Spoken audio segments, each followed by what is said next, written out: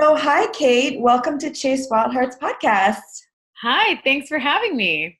It's so nice to see a face. Some people don't like to do the video, but I really like it. So, thank you. Thank you. Yeah, it's good to have that extra level of connection, especially if you can't be in person.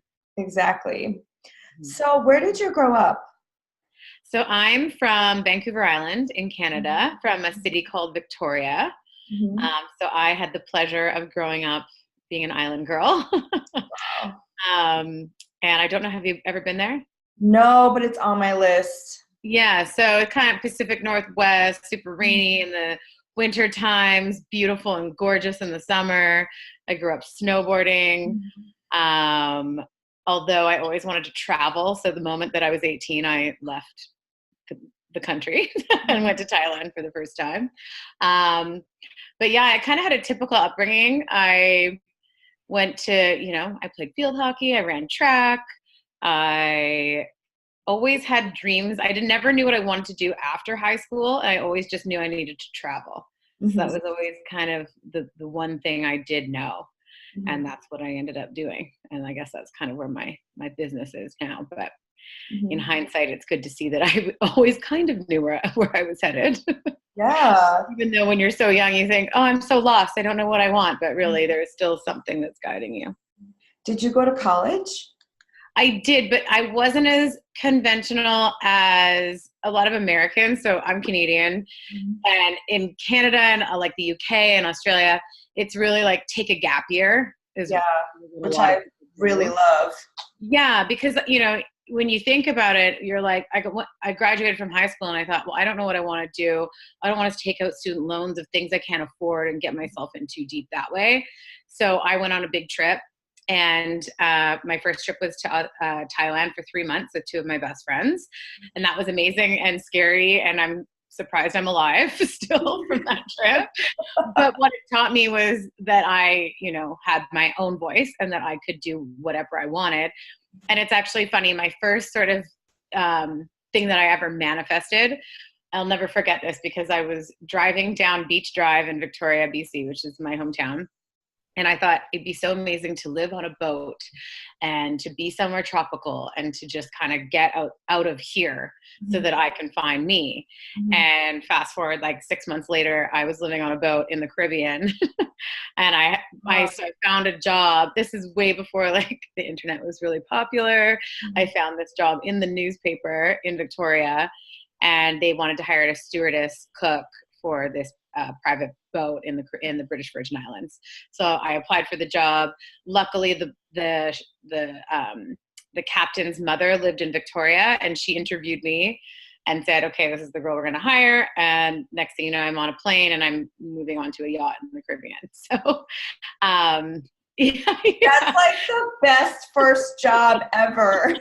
Yeah, it was pretty crazy. I look back at it now. I'm like, wow, that's how it happened. And so it was a really, really amazing for me because I learned such incredible work ethic. I learned how to cook. I learned how to clean. I learned how to entertain. I did everything from like bartending to cooking to snorkel. I was a snorkel instructor. I was literally everything. And I'm so, so grateful for that time because it was really hard. You work 18 hours a day. You don't get any days off. But then all of a sudden, for 6 weeks, and then all of a sudden you get 2 days off and you're like, oh, I live on a yacht in the Caribbean. It's not so bad. So it was, I'm so, so grateful for that time. And it did equip me with having a skill that I could use throughout my 20s, that I could always go back to. And that's kind of what ended up happening. With those types of jobs, you work so hard until you're burnt out, basically.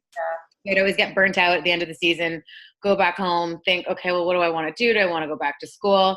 And that's kind of what happened to me. I would go back to school for a couple semesters and then run out of money. And then I'd go back and work on boats. So it allowed me, since my family didn't have the money for me to go to a big fancy school, I still paid my own way. So it allowed me to actually pay for that without having a substantial amount of debt. And then I did go to school and I took business at the University of Victoria. So, but then again, I went back and forth to the boats. I did that for about 7 years. And the last time I was on a boat, I had decided, people would always at the end be like, Cait, oh my God, I had the best time. It was so much fun. And I'm sitting there thinking like, I'm so hungover. Like all you people do is drink. And I probably didn't drink nearly as much as they did, but I was just so burnt out because I was always entertaining. You're always there. You're on. You're first up. You're last to bed. You're making sure people are like having a good time. Like that was my number one rule. And I thought, how amazing would it be if we could be on a boat or in a location where you were nourishing yourself and you were learning about yourself and you were taking time away and actually checking out so you can reconnect with yourself. And then that's when I decided to become a health coach, and I started pursuing that path. And so, you know, a few years later, I started running some of my own retreats. But what I found was that I had all this amazing knowledge, but I still like went back to the making sure everyone was feeling okay. Like, is your water filled? And how are you feeling? So I always am thinking about how people are feeling in the moment. I'm obsessed with the word narrative. Like, what's the narrative before, during, and after? And so I created my company, Wild Wellness, to start developing retreats that would then showcase like a specific leader. And now I do some more programming with the events that we do now, but then it was more like I wanted to create the magical space, because when I did try running my own retreats, I was so overwhelmed with how much there was to do, and it's so hard to wear both hats, like the leader hat and then the facilitator hat. And so that's what I was like, I love to facilitate. I love to create like the magic in the space and all of that, so that the other person can then arrive and still have their essence, you know, with all of the students, and not worried like, oh my God, so-and-so's flight was canceled and there's this weather thing, and did it like, no, like let's each wear our hats so that it's a much more robust experience. So that's what got me to Wild Wellness, which is my first original company. And then about 3 years ago, I met my business partner, Bettina, at Ananda in the Himalayas. And it was very serendipitous. She actually, I believe she was in Rishikesh. So Ananda, so just what Ananda is. So Ananda is an Ayurvedic property, and it's very high-end, 5-star. It's amazing. It's one of the most amazing experiences. It's like a bucket list experience in life. So what happens when you go there? So I spent 8 days there. And when you arrive, you meet with an Ayurvedic doctor, and then you meet with an Ayurvedic chef, and then they establish your dosha, and then you're given an itinerary for your 8 days. But all that aside, as you arrive, they adorn you in like these long, beautiful mala beads, and then you wear white kurta pajamas like the entire time. Like you could literally go there with, I would bring like exercise gear and just that, and like a swimsuit, and you don't need anything else the whole time you're there. Like they give you 2 sets of clothes each day, and you just kind of chill out. And so you meditate in the morning, you do yoga, you have 2 massage treatments a day, and then you eat everything based to align your dosha. So anyways, I think it was about... That sounds like heaven. Literally, when we got there, I kept saying to my friend Monica that we're with, I'm like, so did we die? Because is this the good place? We're literally up in the clouds right now in white pajamas, wandering around in perfectly manicured lawns. Like, it could have happened. Like, maybe this is it. So anyways, it's this very spiritual, connected place. It's just phenomenal. That's where I learned yoga, Rishikesh. Oh, did you? That's amazing. Where my school was, The birthplace of yoga. Yes. So anyways, I guess Bettina saw some post that I put on Instagram and commented on it saying like, she said, oh, maybe I should join you. I was like, come and join us, you know. And alas, she did. So we ended up meeting there, actually on the exact same staircase of where I posted the photo. Whoa. And yeah, so it's funny because I'm Canadian originally, and she lives in Toronto, and we had to meet in India. And that's how we started Wanderwell. So Wanderwell is now our luxury travel brand. We work with hotels. We consult hotels to develop wellness programming. We produce all kinds of really high-end wellness retreats. We also have a corporate wellness program that we launched last year. What else do we do? So many things. Sky's the limit, all different kinds of events with all wellness focus. And now Wild Wellness, I do retreat planning mentorship. So I actually work with other leaders like yoga instructors or people in travel or whoever it is that want to start producing wellness retreats, and I take them through like a 6-session course on how to actually design and launch your own retreats. So that's what I do with Wild Wellness. I kept having people reach out to me over and over and over again. And I thought, you know what, I'm just going to create a program, because then it's not going to be this like little tidbit here or there. They'll actually get like a full meal deal package and be successful with it. Not like, oh, you kind of told me how to do this little piece. So I'm all about, fully following through and making sure that things happen right. So I don't know, I kind of went on a tangent there. No, I loved it. I was like, I have to remember all the questions I had during the phases of your evolution.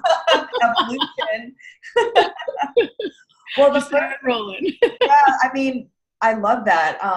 The first question not even a question, just a statement was like, wow, how awesome it is to have that experience when you were so young, right? Yeah. All of that work experience and just like life experience. And I wish that American culture was more like that, because you literally go from being 18 years old in your parents' house to then college. And you're like, how am I supposed to know what I want to do for the rest of my life? Totally. Or in the next couple years. Absolutely. So I don't know if you're like, were you aware of the American culture at that time? Like, did you feel like you weren't doing the right thing by not going to college right away? No, because almost everyone I know took a gap year. There's a few people who knew what they wanted to do and went to school right away. And some people whose parents made them go to school right away. But growing up in Canada, a lot about the American culture, but it's still not the same, because our culture is similar. Like I live in the US. I've lived in the US for 3 years, but I've been in the US for most of my adult life. Like I've gone back and forth and done all kinds of things. But there's still things that I'm like, hey, isn't that like, don't you remember this from growing up? And people are like, that's not So I just don't never know. Like so much is the same and so much is different. Right. Same, but different. So, yes, there's that element of it, but it's very supported in Canadian culture to do a gap year. Yeah. Which I think, looking back, when I was 18, there was no question. Like if you didn't go to college, you were seen as this like, whoa, your future is kind of in jeopardy, Yeah, I know. It's wild. I mean, I think it's good in a lot of ways, because there is, I don't know. I guess it depends on the person. I think that there needs to be something in place that really helps to guide people to know exactly what it is they want to do. But if you're in a space where your family doesn't have the money and you have to start getting all these crazy loans, and then you go to school and you just get an English degree, like what's that? Like why not spend that time understanding something, or understanding an industry, or digging in and figuring out what it is that you want to do. So yeah. I just interviewed a lady last week, and she said, get your PhD in life, just like experience stuff. I love that. I was like, oh my God, I wish more people thought like that. Absolutely. That it's so true. And tapping into you, because a lot of the time, especially at that age, we're so moldable, and we want people, you're just going to start doing whatever your parents tell you or someone tells you, not necessarily what you want. Yeah. So unless you're more advanced, but yeah, no, I think it's really important for me, it was really fascinating too, when I came back and started going back to school, the people that had never traveled or done anything, I felt so much older, even though I wasn't, because there was still no life, no one had any like grit to them or a life lesson or anything. They had been guided in this one path. And I felt like I just understood the world so much more. And I I felt like street smart in a way, I guess, because I had to navigate all kinds of different weird experiences. Yeah. I honestly feel like travel has made me into such a powerful person, and you probably feel the same way, especially being a solo traveler. Like I feel like I literally can go, like I went to India by myself. I can go anywhere, do anything, and it'd be okay. Yeah. And nobody could take that away, right? Exactly. Well, and doing some solo travel is so important for the soul. Because it's out of your comfort zone. And it's I think it's just as much a part of a person's spiritual journey or inner journey as actually like doing the inner journey at home. I think they go very hand in hand. I agree. Right? Yeah. What has travel done for your personal growth? Oh gosh. Anything and everything. It's fascinating. I just spent a month traveling, which I haven't said in a long time because I over traveled in 2017 to the point where I didn't spend more than 5 nights in one place, and it completely ungrounded me and uprooted me, and I like didn't know which way was I just felt totally it was too much. And so at that time I decided, you know what, I need to like ground down, have a home, have a closet, have all my things together so that I can, feel comfortable to go and travel again. And so I don't know, there's just so many different ways that travel will make or break you, and it will break you sometimes, but other times you think about the travel. So let's say you're going to Asia and you are flying on this long haul overseas flight, and it's like this whole journey to get there, and then you're going to go to this little island. So you get to one city, then you take another plane, then you take a boat, then you're in a bus, and then you're all the way there, and you're like, okay, 48 hours later, you've arrived and you're sitting on a beach in a hammock and you're like, okay, this is amazing. But then what happens, right? Like there's all this entire journey of it. Like, are you going to get sick? Are you going to meet the love of your life? Are you going to meet your new best friend? Like what unravels with the travel is so unique for each person. And it really depends on your level of comfort and what you want to be doing. Like I think about my level of comfort when I was 19 backpacking and what my level of comfort is now, where I'm like, I could not do that now. Yes. I can't stay at a hostel without aircon. No, not anymore. Absolutely not. Been there, done that. Yeah, exactly. I remember waking up in a bungalow with like sand all over my face. Great. I'm just going to exfoliate my skin, and now I'd be like absolutely horrified. So when you first started your first business, Wild Wellness, how did you like prepare yourself for that? Did you save up money? And how did you know what to do? So I actually had a full-time sales job, and I was living in Vancouver at the time. And this is quite an interesting story, actually. I ended up breaking my leg really, really badly. It was the first day of summer, or it was like July 1st. And I broke my fibula. And I lived in this little tiny walk-up apartment in Vancouver. And I had to move home because I literally couldn't get myself a glass of water. And so I moved back to Victoria and had to stay with my mom for the summer because I couldn't take care of myself. And I was so sad and so depressed and crying and crying and crying and crying like every day, because I'm the type of person too, like if I don't have physical activity, like it's not okay. And so I remember my mom looked at me, and she's an amazing woman, and she does all types of motivational speaking and all these great things. And she looked at me and she's like, well, now's the time, don't you think? You better get on this business that you want to be doing, that you've been wanting to be doing for a very long time. And I sat there and I said, yeah, okay, I'm going to do it. So it gave me 3 months to literally dive in and make my shit happen, basically. And so that's how Wild Wellness was born. And then what I ended up doing was actually going back and working I worked in hospitality for years, and I ended up working as a bartender and a server again in the evenings so that I could make my business happen. So I did that for about, 18 months until I started getting bigger contracts, and then I moved to the US. Nice.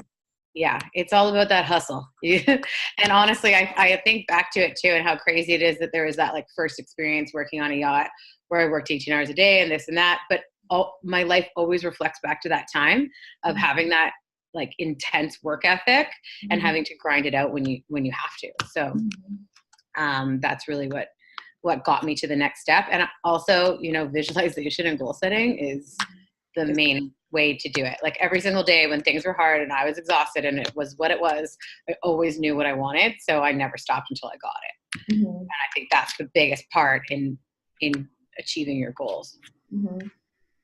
When you were like marketing your retreats and everything, did you personally go out and market yourself, or did you do like I don't know, everything. Instagram, everything and anything, all of it. I did all of it. Yeah. In person, online, Google AdWords, all the things. All of it. Yeah. Was there any one technique or tactic that you feel, because people ask me all the time, like Instagram, Facebook, Pinterest, YouTube. Yeah. And I really think it depends on your business and where people are hanging out, but what has worked for you? Person to person. It's honestly relationship. That's where I see the most conversion. And I mean, some people will start by finding me on Instagram or on Facebook or whatever it is. But when you start a rapport that's a bit more personalized, that's usually where we see conversion.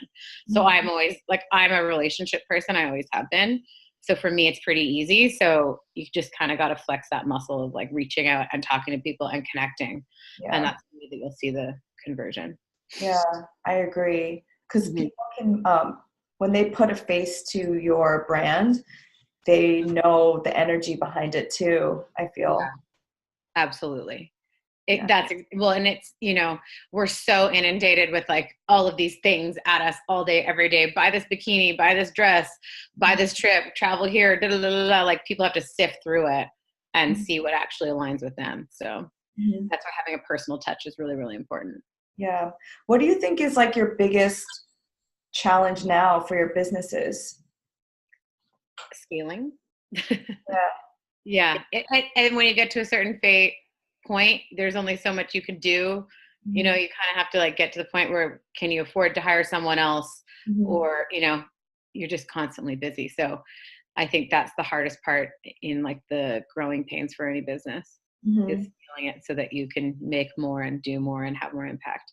And I really loved your story about your partner. What's her name again? Bettina Blumenthal. Bettina. Is that your advice for how to call in your soulmate business partner? It's one way to do it. You got to put the energy out there. Yeah. Yeah. I don't know. I've always just sort of trusted in the universe. So everyone's a little different. So whatever your process is, but I think you need to be really specific on what it is that you do want. Otherwise you'll see all kinds of things will get in the way. So be specific and ask. That's what I would say. And even talk about it with people that because someone might be like, oh my God, I totally know so-and-so and I should connect you. So that's really important as well. So why do you think there's this huge, I think I know, but why do you think there's this huge boom in like wellness and these retreats? And because we're all digitally dependent and burnt out.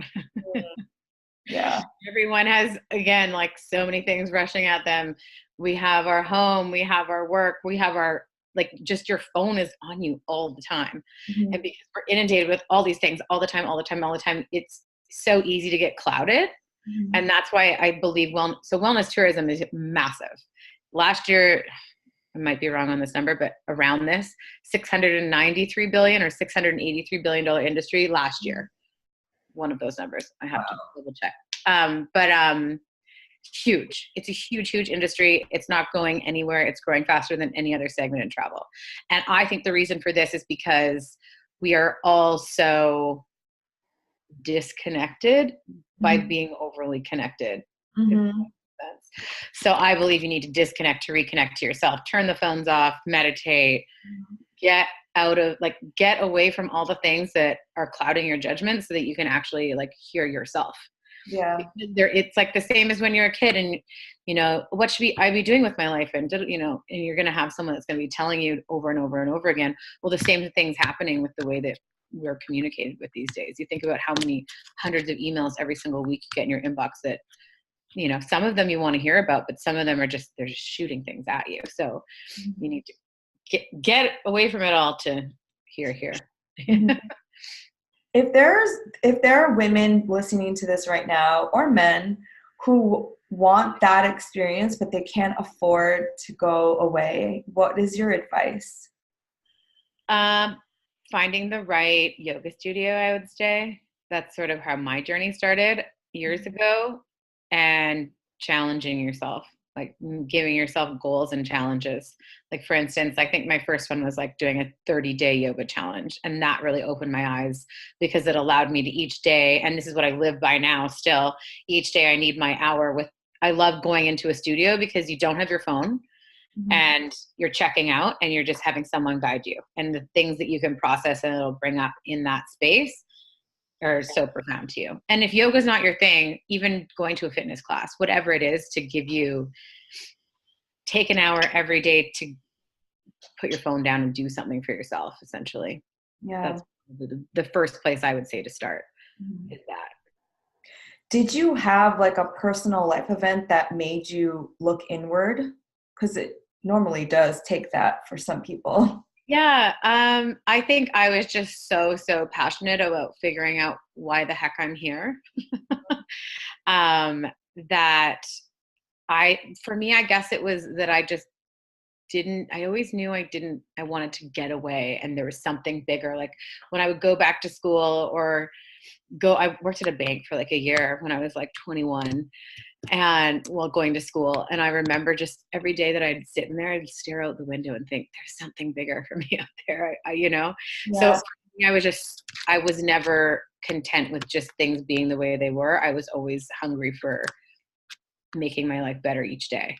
So I think that was kind of, it wasn't necessarily like a massive life event. I just knew that I needed to be bigger than I was. So you just knew that like intuitively. You didn't see like other people doing cool things and was like, I want to do that one day. You just knew that. Yeah, no, I just kind of knew it. I grew up in a place though that was a bit more in tune consciously, I would say, than a lot of places in the US. I think that also contributed. And I was always obsessed with the observer effect and quantum physics and understanding that there was a greater power than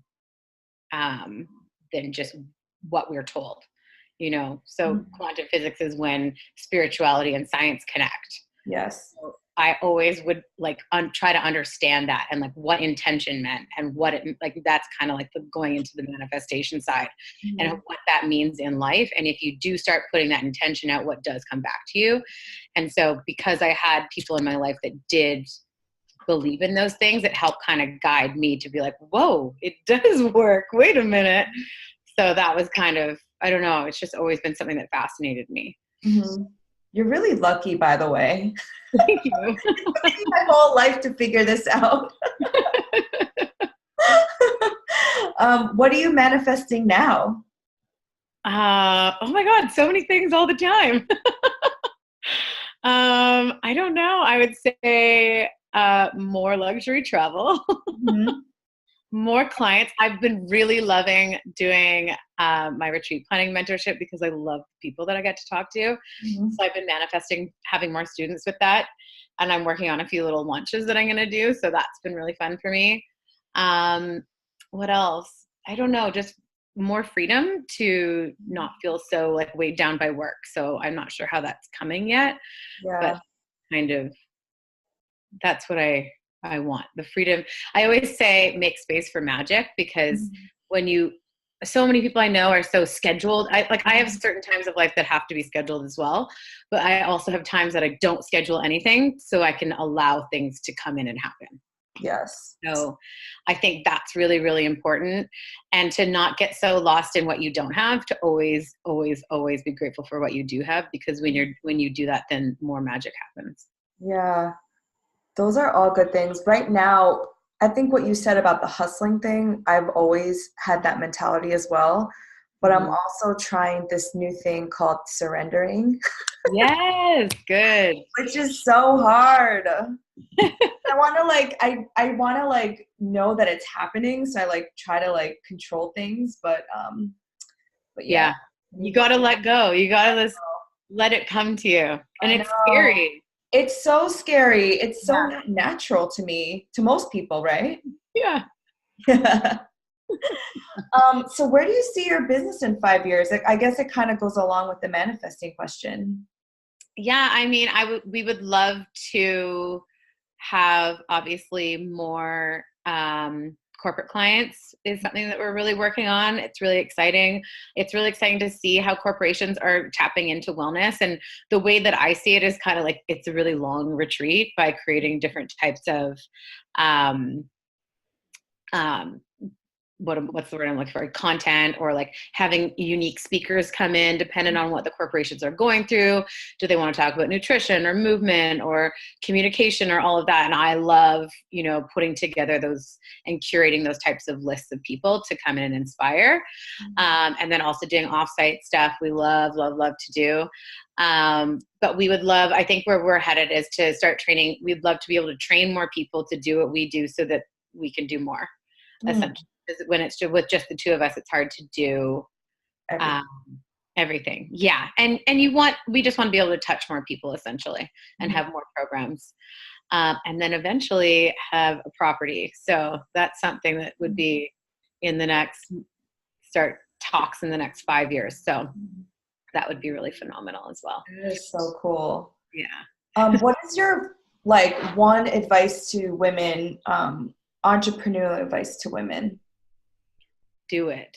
Oh, I like that. Yeah. Don't get stuck in all the what if this, and the roadblocks. Just start doing it and have small goals each and every day and start checking them off. Because if you don't do them, then it'll never happen.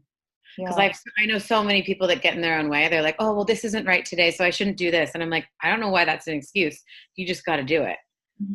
So everything's not going to be perfect ever. And the story's not going to go the exact same way that you want it to, but you just have to keep doing it. And even if it doesn't work out, you just keep doing it. That's all. Do it. Yeah. What has helped you in the past?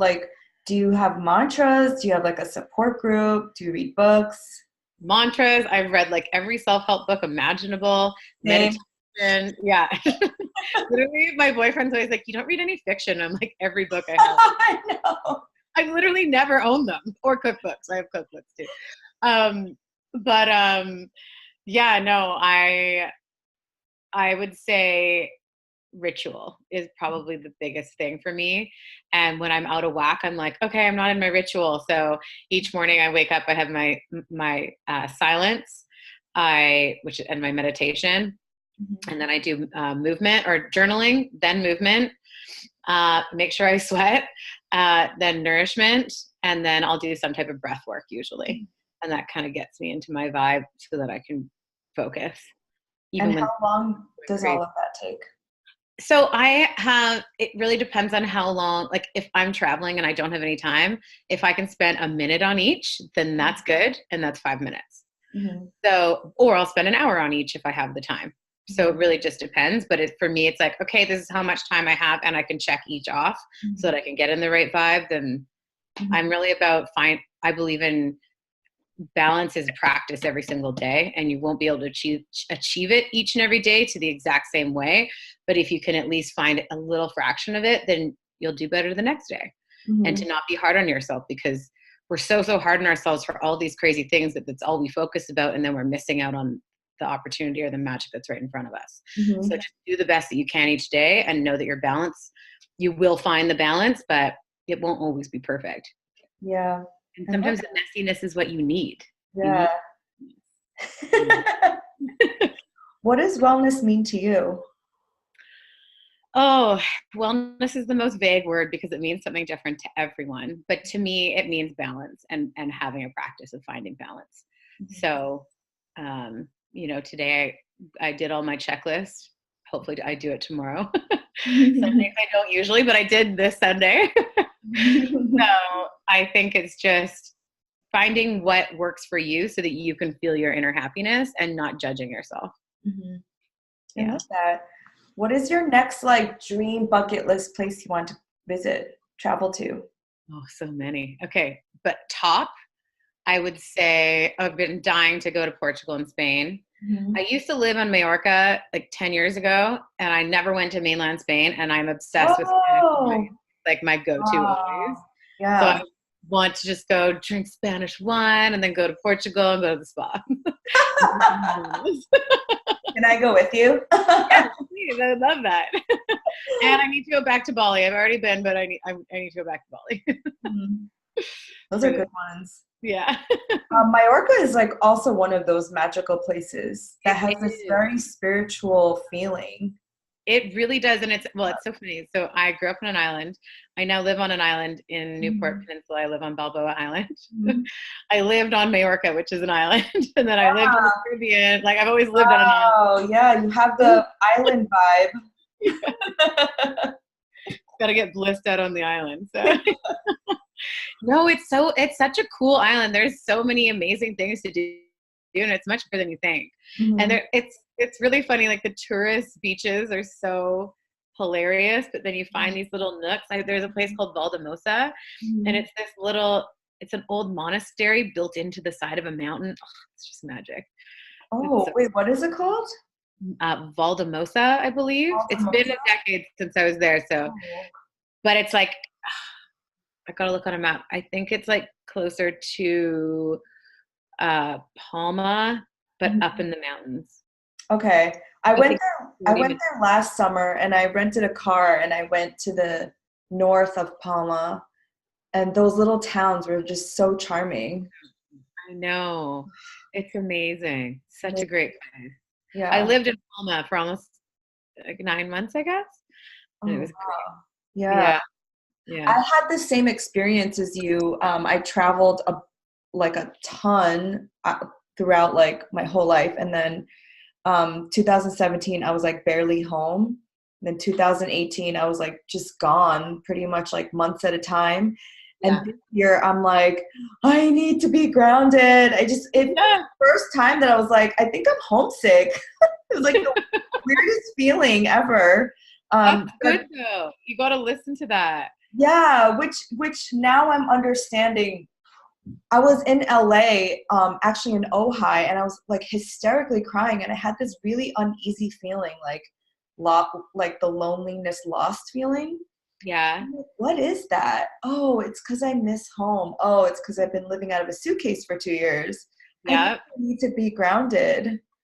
It's true. You have it, like you need it sometimes. Like that's how I mean, and as you get older too, you're like, I need to put my clothes in a closet. Yes, That's my thing. Like, where do my yes. clothes live? So I'm getting there. But just Yeah, talking about traveling now, I'm like, ooh, that sounds amazing. I know. I do the exact same thing. It's in our blood, right? Oh, can't shake it. You gotta feed it, but you gotta nourish yourself too. Yes. Okay, so last question. What is your definition of your dream life? Oh, freedom. That's mine. Freedom. Yeah, freedom to travel, freedom to be where I want to be, really. That's Mhm. if I want to be home, I want to be home. If I want to be in an exotic beach, I want to be there. If I want to Mhm. be with my family, there. Just that freedom to express myself, I suppose. I love it. Any last questions or comments or suggestions for the ladies who are listening? I don't know. I think I kind of said it all. I think just make sure you always make space for magic. That's my what I live by. And if you don't do it, then it won't happen. Hmm, I love that. Where can people find you? You can find me on Instagram at wildwellness.life. You can also, my website is wildwellness.life. Wanderwell is wanderwell.life. And our Instagram for Wanderwell is wanderwell.life. Okay. Lots. Well, thank you so uh, much, Kate. thank you. Your light and your joy for your life really inspires me. Thank And I feel like we have so much in common. So this is just like the tip of the iceberg in our conversation.